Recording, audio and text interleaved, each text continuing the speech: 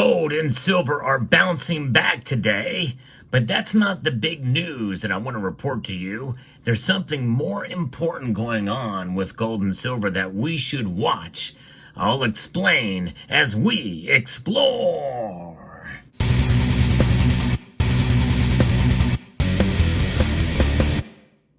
Over the past several months, we have been seeing some hints and some signs of what's going on in our economy.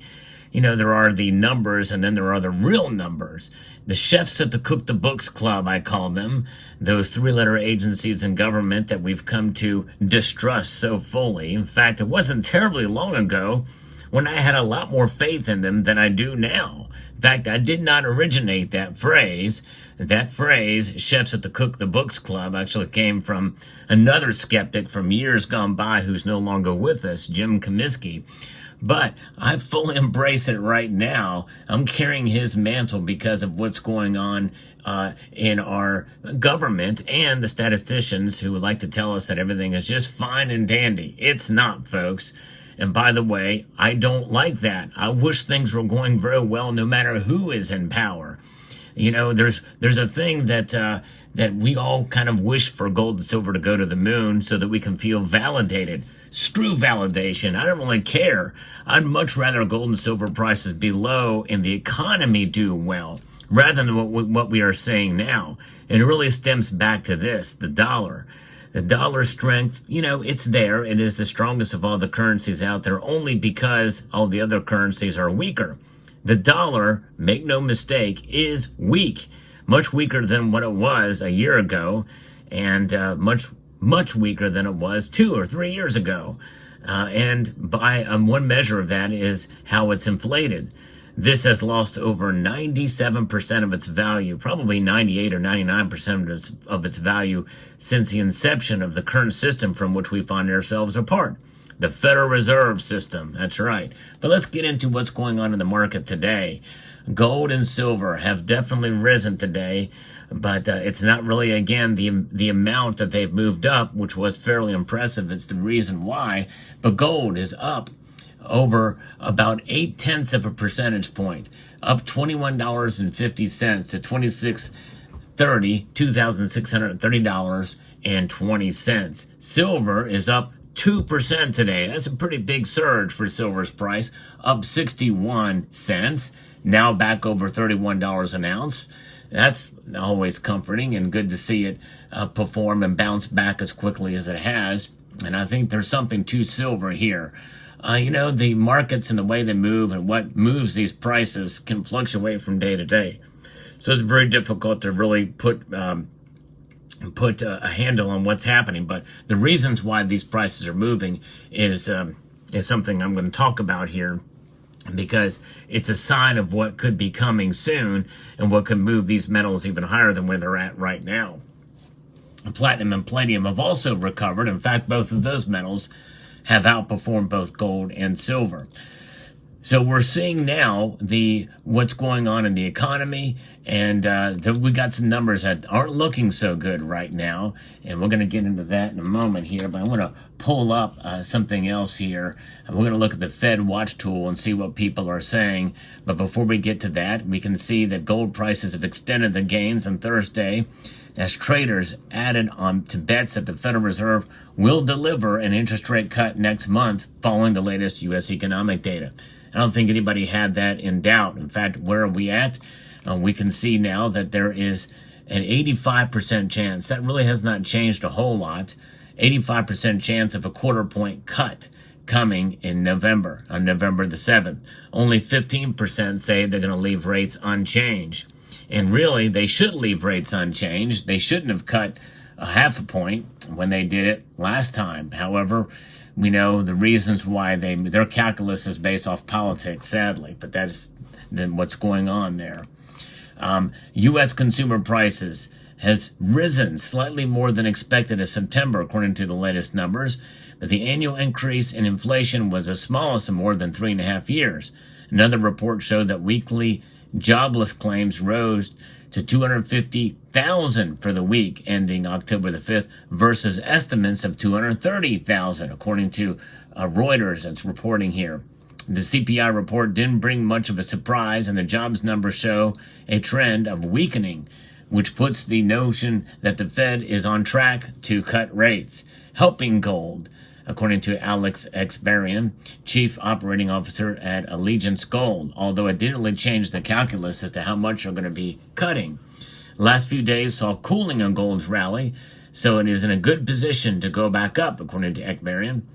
Markets now see 80% likelihood of a 25 basis point cut from the Fed's months versus 76% according to the data. But of course now we're showing that up even more to 85% of what's going there. Zero yield bullion is a preferred investment amid lower interest rates. But something that doesn't pay a yield, I don't think you should consider really an investment. In fact, when you think about it, and most people should think about gold and silver not as investment tools, although you can make it work in that with that regard if you're constantly watching price and trading like a day trader essentially, and you're only working in the paper markets. When you buy physical, well, you got that premium, and that premium will tie you down before you can really make any profits. But I look at them as saving vehicles outside of the system from which we find ourselves apart. And to me, that's something that is far more valuable than trying to make money on precious metals. Investors will focus should focus now on producer price index data that will be coming out tomorrow, and additional insights on rate cuts. Heightened geopolitical events and strong demand led by central banks are the other positive catalyst for gold. Of course, we did hear in the Middle East, Israel pressed its assault on Hezbollah and told Lebanese civilians not to return to homes in the south. So we're watching things happen there. There was some talk and rumor of a truce. We'll see what happens, and that's part of what led the prices falling yesterday. Easing monetary policy in an undersupplied market will likely attract investor interest, with silver remaining an inexpensive alternative to gold. And that is something that will be the subject of tomorrow's video. You're not going to want to miss tomorrow's video on silver. It's going to be a very important video. But so it's amazing to see what's moving these markets. And it's interesting, especially considering that the Fed watch tool calculus and projections have really not changed, hardly at all. But yet sentiment has. Why is this important for gold and silver? Well, it's because they know there are cracks in the economy, especially when we see the jobs numbers be revised downwards to 818,000. And from the previous reports, that's the most it's ever been since they've recorded data. Of course, no one's talking about that much now. We are in October of a very, very heightened election season. And so any kind of economic numbers and data they want to put out they want to have so they can benefit the current administration. It is not even necessarily based off of partisan political parties who are in control. It's about the mere existence of the establishment, the administrative state, that really does threaten a lot of our livelihoods from unelected bureaucrats in Washington, D.C. Members of both parties are a part of that, by the way. And this is another reason why having gold and silver, no matter what your political point of view is, no matter who's in power that could use that administrative state to their advantage, not yours, gold and silver, they have no agenda. And their only advantage to you is that they will preserve your wealth against the declining value of this. And the other advantage is that they don't have an agenda. They only serve to be what they are. And that is the attractive nature of both these metals. Not paying any dividends, but being valuable in and of themselves. They are their own, essentially, dividend. And that's why I hold on to gold and silver. And that is the biggest message that I want to send along to you. In this era of high inflation, it's very difficult at times to be able to save up to buy an ounce of gold or an appreciable amount of silver. But buying a little bit based off of your budget is I think important. But even more important than that is, if you already have gold and silver, is to hold on to most of it. There may be times when you need to sell some of it, or if there's an opportunity for you to sell to be able to make your lives better, well, yeah, go for it. But I think it's a good idea to have the ultimate fail-safe. The ultimate fail-safe is to have at least a good portion of your wealth in something that's a hard asset, whether it be land, whether it be preparations, and also gold and silver. Gold and silver indeed are money and have been money for thousands of years.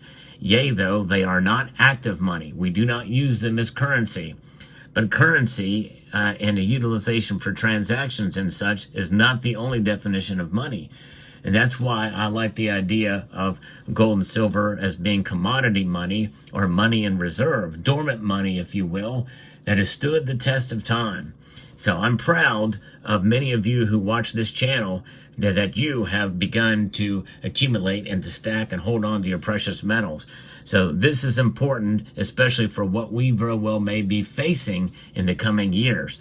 No matter who wins the election, we're going to go through some hard times, I think. And just a matter of how those hard times are dealt with by those in power, but even more importantly, how those hard times are dealt with by us as individuals. We shan't and shall not rely on politicians to be to keep their promises, and more than likely, even if promises are made and with all the best intentions to keep them, well, you need a complicit Congress for a lot of those things to occur. So therefore, it's incumbent upon us to prepare, to be steadfast in being fiscally responsible where our government is not, and to be savers of precious metals and protectors of our family, our resources, our property, and our possessions. And that is really paramount. Remember, it's God, family, country, and then ourselves. We hold on to those ideals that has made this country great in the first place. And a lot of that is self-reliance, and also self-reliance against an economic system and a monetary system that does not serve us. No, it does not. So we need to serve ourselves by serving others and by having wealth that is outside of that system. So there you have it. This is why it's important. Let me know what your thoughts are in the comment section down below. Hope you found this video informative, insightful, and educational. Would like to extend a multitude of gratitude to you all for taking the time to watch, and encourage you to please rate, share, comment, and subscribe.